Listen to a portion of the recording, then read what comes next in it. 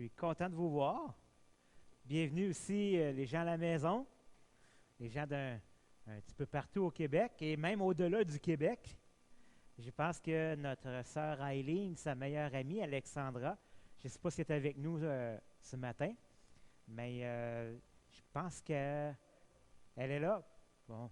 Bonjour Alexandra et bienvenue parmi nous au Québec. En Amérique latine, je pense. Oui, c'est Aileen qui l'a invité parmi nous. Alors, ce matin, on va continuer la série que j'ai commencée sur la dynamique entre la chair et l'esprit. Et j'ai trouvé une illustration qui va vraiment bien avec le message de ce matin. C'est un homme, c'est un fait vécu, là. C'est un homme qui s'appelle Gerald Penix qui a raconté ceci. Il dit, ma femme et moi, on a attendu pendant 15 ans pour un enfant qui n'est jamais venu par la voie naturelle. Mais toutefois, on était approché à un moment donné afin d'adopter un enfant qui n'était pas encore né. Et au jour de l'adoption, je me souviens qu'il dit avoir été là devant le juge, et le juge lui a posé cette question-là. Il dit, est-ce qu'il y a quelqu'un qui vous contraint à adopter ce petit garçon? Et là, on lui a dit que non, c'est vraiment par amour qu'on le fait, puis nous, on a été pardonnés de nos péchés, puis Dieu nous a aimés, et on veut aimer ce petit enfant-là de tout notre cœur. Alors, le juge a dit, dans ce cas, à partir d'aujourd'hui, il est votre fils. Il peut vous décevoir, il peut même vous affliger, mais il est votre fils. Et tout ce que vous possédez, un jour, va être à lui. Ça va lui appartenir. Et maintenant, il porte votre nom. Puis, il a regardé le greffier et il lui a dit, à partir de maintenant, je veux que tu apportes un changement sur son certificat pour que ça dise que maintenant, cet enfant change de nom et que cet enfant, ses parents, ce sont ces gens qui sont devant moi. Et Gerald, il dit que c'est à ce moment-là précis qu'il a réalisé que son Père céleste l'aimait tellement sans contrainte et qu'il lui avait absolument tout donné avec lui. Ce jour-là, Dieu a changé son nom et depuis ce temps-là, Gerald, il porte le nom de Dieu volontiers, puis il porte aussi son image volontiers dans son cœur. Wow! Quel beau parallèle entre l'adoption qu'on peut faire puis l'adoption du Père à notre égard en tant qu'enfant de Dieu. Alors, dans les 3 derniers messages qu'on a vus dans cette série sur la dynamique entre la chair et l'esprit, on a vu premièrement que la chair nous rend incapables de plaire à Dieu parce qu'elle rend toute notre bonne volonté sans force due au péché qui est dans nos membres. Excusez-moi. Quand je dis que je me suis étouffé en chantant, ça va aller, c'est correct. Donc, on a vu aussi que par l'Esprit de Dieu qui habite en nous, non seulement on n'est plus condamné parce que la loi de Dieu condamne le péché, là, on n'est plus condamné, non seulement ça, mais on a cette capacité maintenant, par la puissance du Saint-Esprit, de plaire à Dieu. On a vu aussi qu'une personne peut vivre en suivant les tendances de la chair et ses penchants naturels, ou bien suivre les tendances de l'esprit.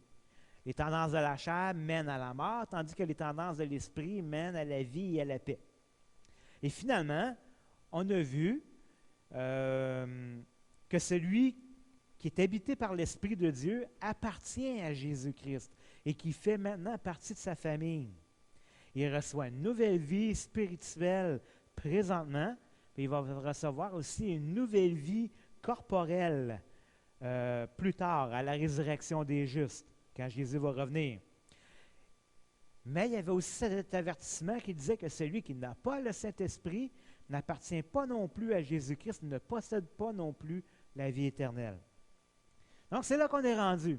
Aujourd'hui, on va continuer cette dynamique-là entre la chair et l'esprit, et on va regarder ensemble 3 bonnes nouvelles qui accompagnent l'habitation de l'esprit en nous qui avons placé notre espérance et notre foi dans l'œuvre de Jésus-Christ. Alors, êtes-vous prêts pour des bonnes nouvelles? Oui, j'aime les bonnes nouvelles. Alors, première bonne nouvelle. L'Esprit nous conduit dans une voie qui est contraire à celle de la chair. Ça devrait être une bonne nouvelle. Quand on comprend là où la chair nous mène, de savoir que l'Esprit nous mène dans une autre direction, c'est une bonne nouvelle. Alors, on va voir ça ensemble dans Romains 8, au verset 12 et 13. Ainsi donc, frères, ou dans d'autres versions, c'est frères et sœurs, si nous avons des obligations, ce n'est pas envers l'homme livré à lui-même pour vivre à sa manière. Car si vous vivez à la manière de l'homme livré à lui-même, vous allez mourir. Mais si par l'Esprit, vous faites mourir les actes mauvais que vous accomplissez dans votre corps, vous vivrez. Donc, Paul commence ici son passage en disant « Ainsi donc, frères et sœurs ». Il est en train, dans le fond, de continuer l'idée qu'il a commencé à développer depuis le début du chapitre 8. Puis, en mentionnant qu'il s'adresse aux frères et sœurs, c'est clair ici que Paul n'est pas en train de parler de tout le monde, mais il est en train de parler aux gens de l'Église. Et quand je parle de l'Église, ici, je parle dans le sens biblique, Église, ecclésia, qui veut dire l'Assemblée de Dieu. Ceux qui appartiennent à Jésus-Christ par la foi, par la repentance et aussi par l'obéissance. Et ce sont eux que Paul peut appeler ses frères et ses sœurs dans le Seigneur. Alors, frères et sœurs, c'est vrai qu'on a des obligations, dans le sens qu'on a une dette. On avait une dette envers Dieu, et Christ a payé la dette. On est redevable envers Christ. Donc, on est redevable, c'est vrai, on a des comptes à rendre à quelqu'un, toutefois, c'est certainement plus à notre vieille nature, à notre vieil homme qui était livré à lui-même. On n'est plus esclave de nos désirs humains pour obéir impulsivement à tous ses caprices, comme si on vivrait encore, comme si Dieu n'était pas rentré dans notre vie. Notre chair et ses tendances naturelles n'ont maintenant, grâce à Dieu, grâce à l'Esprit de Dieu, n'ont plus d'emprise sur nous. Ça, c'est une bonne nouvelle. Parce que maintenant, le Saint-Esprit habite en nous. Et Paul répète encore une fois une vérité qui est fondamentale, qui concerne la vie spirituelle, mais je dirais aussi la vie de manière générale. Il dit que cette vie comporte, dans le fond, deux voies et deux issues. Si on vit à la manière de notre vieil homme, notre vieille nature livrée à elle-même, et qu'on continue, dans le fond, à suivre ses impulsions et à la laisser régner sur nous, Paul, il dit, vous allez mourir. Ça mène à la mort. Parce que la chair et la corruption ne peuvent pas hériter du royaume de Dieu. Et cette façon, dans le fond, de vivre pour soi-même, parce que quand tu vis pour la chair, il ne faut pas se cacher, on vit pour soi-même. Hein, c'est mon moi, c'est mon je, c'est ma vie. Eh bien ça renie l'autorité même du Seigneur Jésus sur nos vies. Et c'est pourquoi que cette voie mène à la mort. Parce que la mort, dans le fond, la réalité de la mort, c'est d'être séparé de la présence de Dieu pour toute l'éternité, dans un lieu de souffrance éternelle qu'on appelle la géhenne ou l'enfer. Et ceux qui vont aller dans ce lieu de souffrance éternelle-là vont juste avoir eu que ce qu'ils ont désiré. Ils voulaient avoir une vie sans Dieu, et c'est exactement ce que Dieu va leur accorder. Ils seront donc les seuls à blâmer pour leur malheur éternel. Et c'est là que la Bible dit qu'il va y avoir des pleurs et des grincements dedans. L'autre voie qui conduit à une autre issue, qui est pas mal plus fun, c'est de faire mourir les actes mauvais qu'on accomplit dans notre corps mortel. Mais on ne fait pas ça par notre propre force, par nos propres efforts. Parce que si on fait ça, ça ne sera pas long, qu'on va inévitablement échouer lamentablement et on va se décourager. Mais c'est par la puissance du Saint-Esprit qui habite en nous qu'on peut faire ça. C'est lui, c'est le Saint-Esprit qui agit puissamment dans nos membres et là, ça devient possible. C'est là qu'on commence à vivre pour de vrai, qu'on n'est plus des esclaves. Quand on laisse l'Esprit de Dieu agir en nous, c'est là qu'on commence réellement à vivre, à connaître la vraie vie, qu'on n'est plus esclave de nos vieux penchants, de notre vieille nature charnelle, mais qu'on est réellement libre. Vous savez, un esclave peut penser dans sa tête qu'il est libre, même s'il a les fers aux pieds. Cependant, il est toujours esclave, même si dans sa tête, il pense le contraire. Parce qu'il aura beau tenter de se débarrasser de ses fers avec ses mains, tout ça, mais s'il n'a pas la clé, il est quand même captif. Il n'y arrivera pas tout seul. Jusqu'à temps que quelqu'un, le Saint-Esprit, s'approche de lui avec la clé et le libère de ses chaînes. Et là, l'esclave devient réellement libre. Donc, il n'est plus appelé à ce moment-là un esclave, mais un homme ou une femme libre. Et ça nous amène à notre deuxième bonne nouvelle. L'Esprit fait de nous des enfants de Dieu.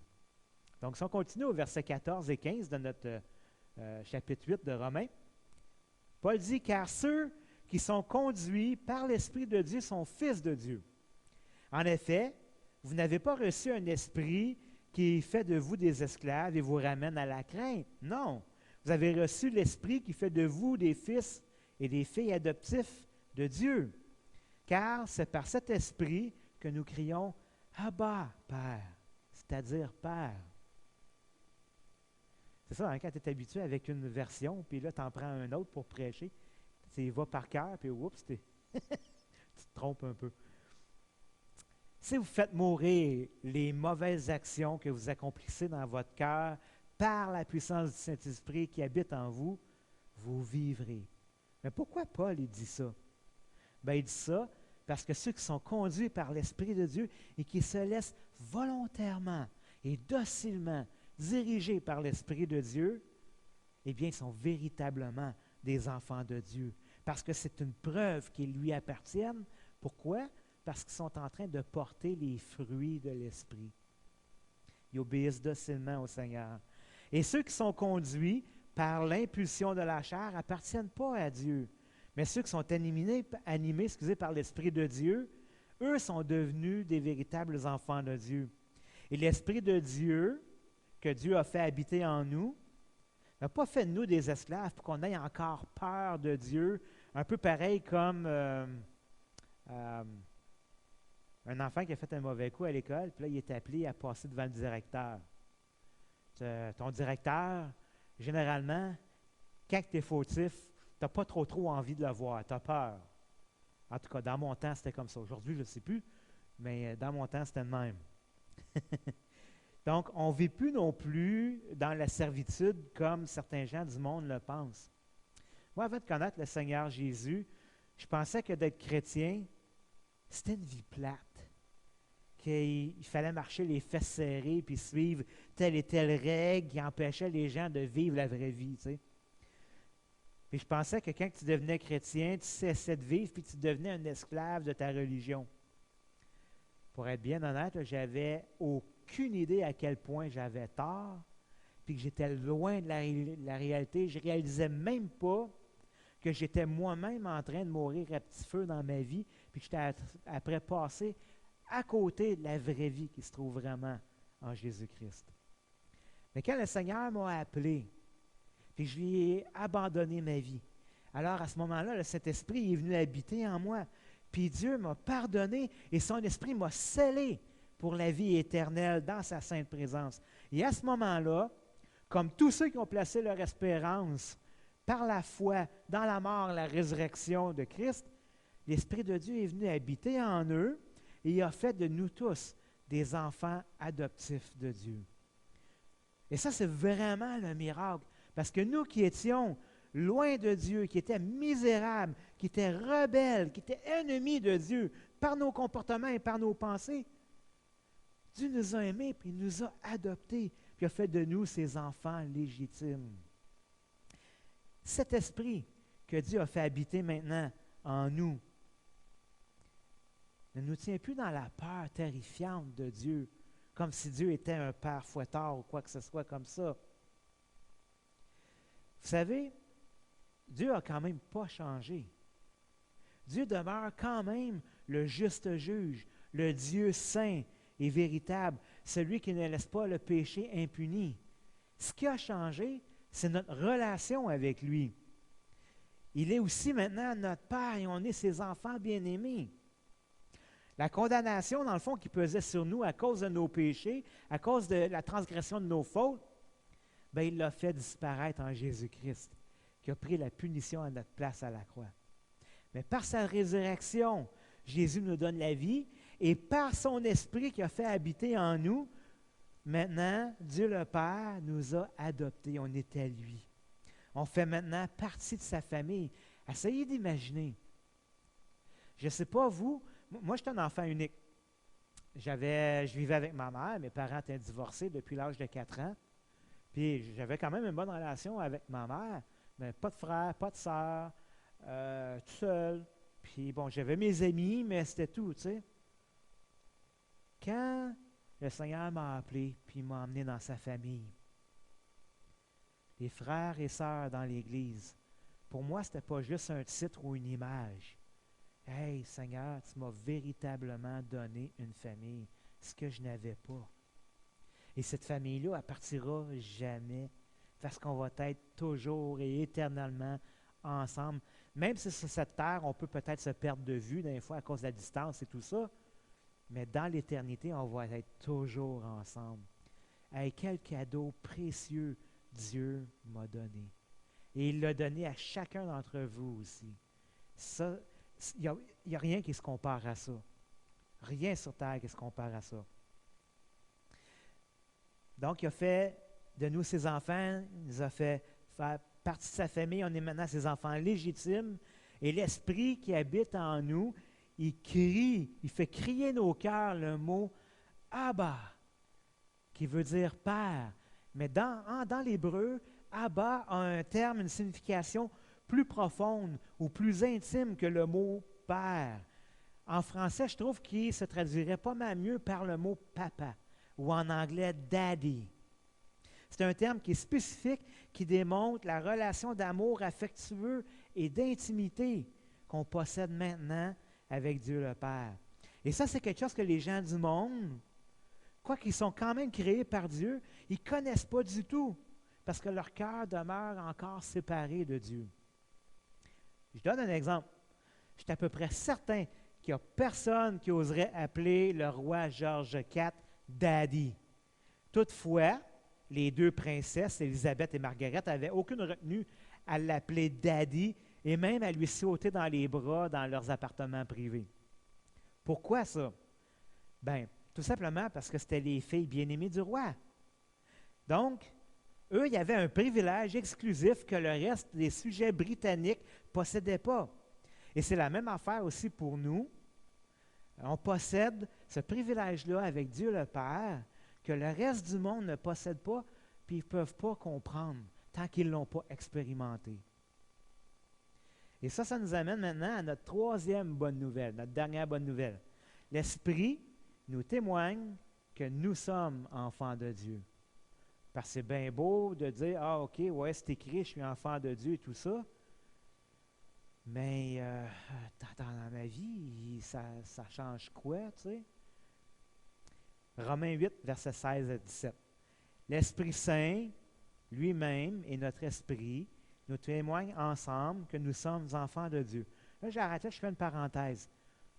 Ça, je trouve ça vraiment intéressant. Quand je prépare mes sermons, j'ai à peu près une dizaine de versions d'ouvert dans mon logiciel, une dizaine de traductions de la Bible. Puis là, c'est intéressant parce que tu vas faire des comparaisons pour essayer de trouver vraiment le sens du texte original qui est, dans l'occurrence ici, qui est en grec. Et des fois, comme ici, c'est 50-50. Tu en as des versions qui vont dire « l'Esprit rend témoignage à notre esprit », puis il y en a d'autres qui vont dire, comme celui-ci, « l'Esprit Saint lui-même et notre esprit nous rend témoignage ensemble ». Puis dans les versions, tu en as 50% qui disent une part, puis l'autre 50% disent l'autre part. Fait que tu dis « OK, c'est difficile à trancher », mais ça veut dire qu'en quelque part, la vérité est vraiment au centre, dans le milieu de ça. Alors, j'ai choisi celle-ci parce que je trouvais qu'elle allait rejoindre les deux traductions. Donc, l'Esprit Saint lui-même et notre esprit nous rendent témoignage ensemble que nous sommes enfants de Dieu.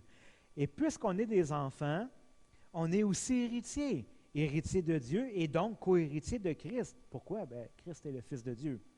Puisque nous souffrons avec lui pour avoir part à sa gloire. Donc, comme je disais, il n'existe pas de signe extérieur qui démontre qu'on est des enfants de Dieu. Au jour de ta conversion, il n'y a pas quelqu'un qui t'a remis un certificat signé de la part de Dieu, comme de quoi qui t'a adopté, là, puis que tu peux montrer à tout le monde, puis dire, regardez, je suis un enfant de Dieu. Non, il n'y a pas rien de ça. Puis, je sais que à cause des circonstances de la vie, des fois, on peut même venir parfois à douter qu'on est vraiment sauvé ou qu'on est accepté et bienvenu dans la famille du Père. Et souvent, ce sentiment va se produire quand on vient de subir, par exemple, un échec ou qu'on a fait quelque chose de mal, qu'on a péché, qu'on a de la misère à concevoir que Dieu nous aime encore. Ou parfois, ça peut être quand on a l'impression que Dieu reste silencieux. Tu sais, on prie, on vit quelque chose, puis Dieu ne parle pas. Ou des fois, on a l'impression qu'il est tout simplement juste éloigné de nous. Mais je vais juste vous dire, tout ça, ce ne sont que des impressions, des émotions. Ce n'est pas la réalité. Mais enfin, bref, il y a plein de situations dans lesquelles ça peut nous amener un doute dans notre esprit sur notre filiation avec Dieu.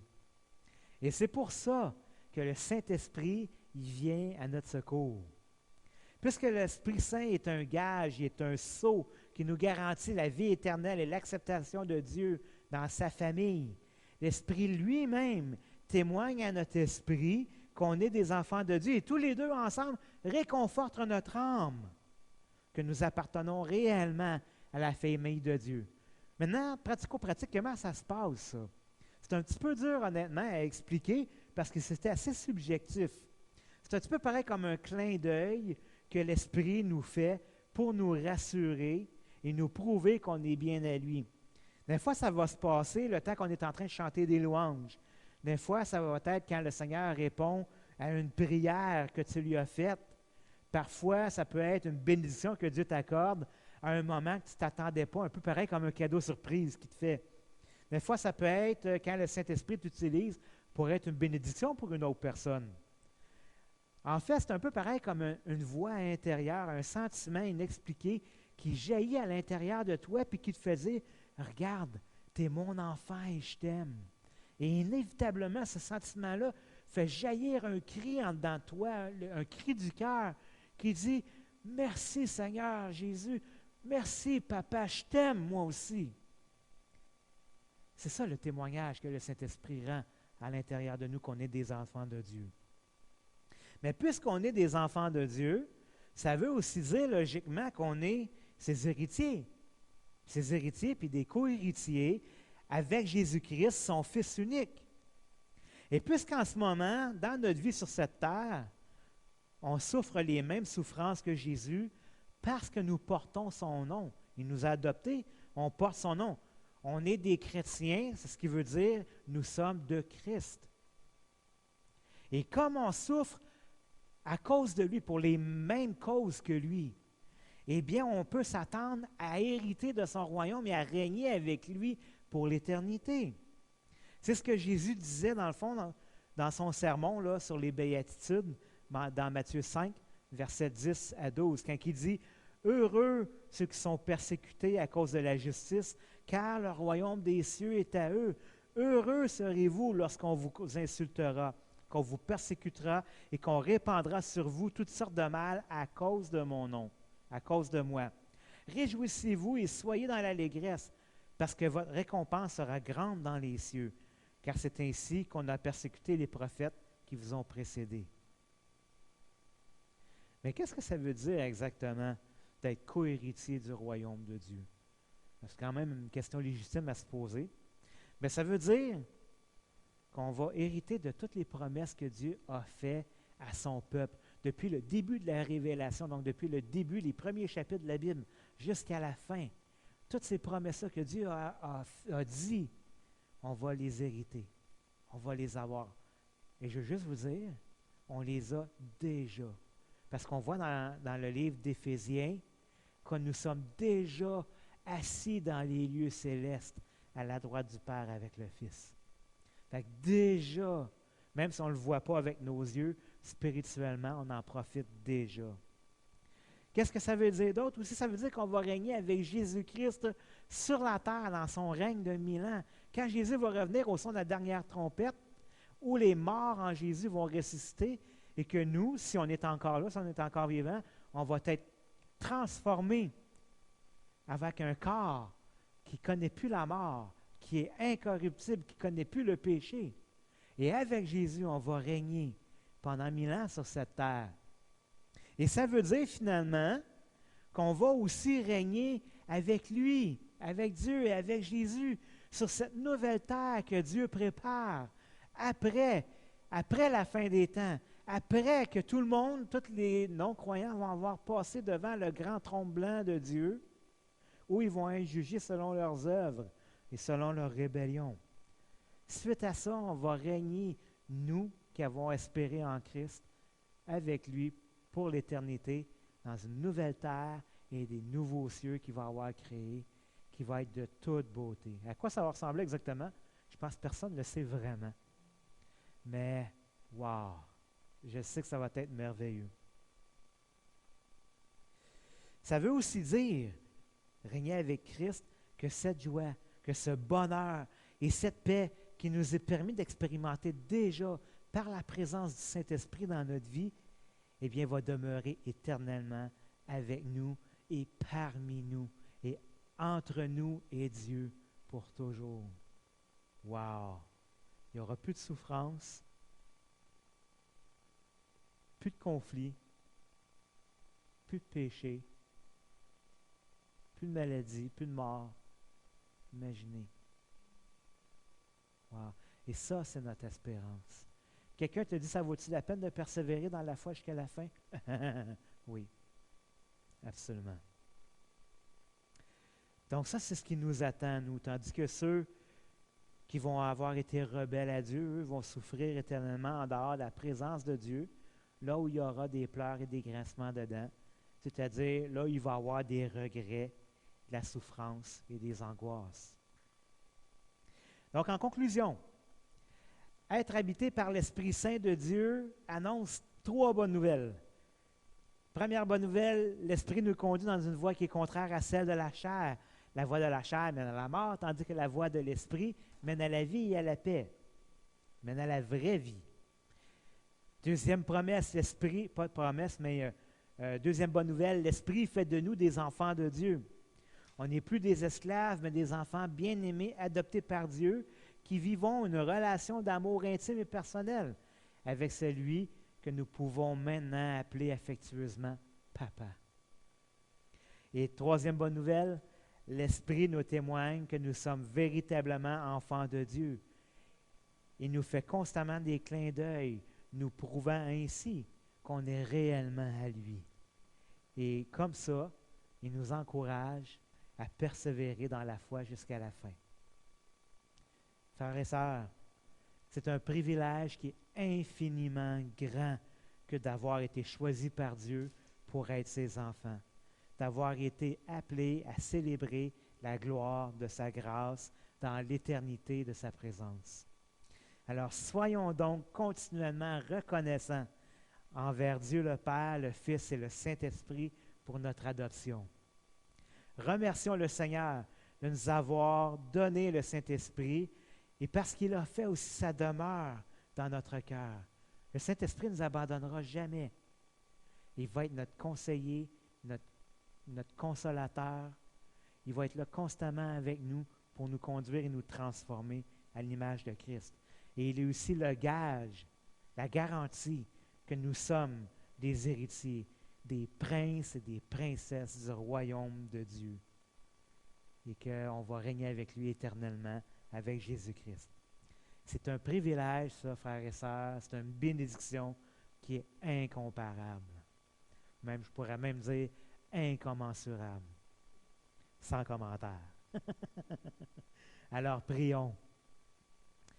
Seigneur bien-aimé, quand on pense à toutes les bénédictions qui s'attachent à notre adoption, qui s'attachent au fait que tu nous as scellés par ton esprit, Seigneur, qui s'attachent au fait que par la foi, on s'est abandonné à toi et Christ nous a tendu la main et nous a conduits dans ta famille. Tu nous as scellés, tu nous as adoptés, tu as fait de nous tes enfants. Seigneur, quand on prend juste la peine de s'arrêter pour y penser, Seigneur, c'est tellement grand, ça défie, Seigneur, toute compréhension.